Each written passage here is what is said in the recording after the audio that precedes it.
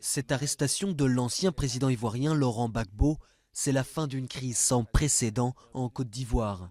Le 11 avril 2011, les forces ex-rebelles d'Alassane Ouattara entrent dans sa résidence grâce à l'appui des troupes françaises de la Licorne.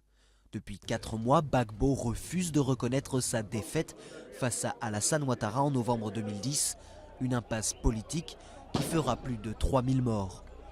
Transféré à la Cour pénale internationale de La Haye en novembre 2011, Laurent Gbagbo est aujourd'hui soupçonné d'être le coauteur indirect de crimes contre l'humanité commis par ses forces.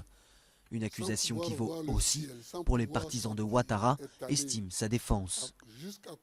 Mais en Côte d'Ivoire, l'heure est officiellement à la réconciliation, sous l'égide de la commission présidée par l'ancien Premier ministre Charles Konan-Banny. Il est mieux d'être réconcilié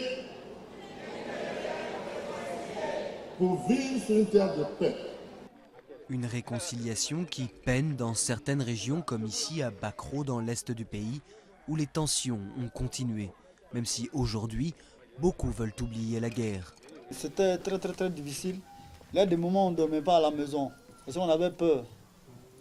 On ne savait pas qui est qui. Même si tu as un visiteur aujourd'hui, on avait peur. Ça va. Je peux dire que ça va parce que le peuple commence à oublier petit à petit ce qui s'est passé. Pour se tourner plutôt vers l'avenir, la Côte d'Ivoire espère une reprise de son économie qui avait été dévastée par la guerre, avec une croissance attendue de quelques 8% pour 2012.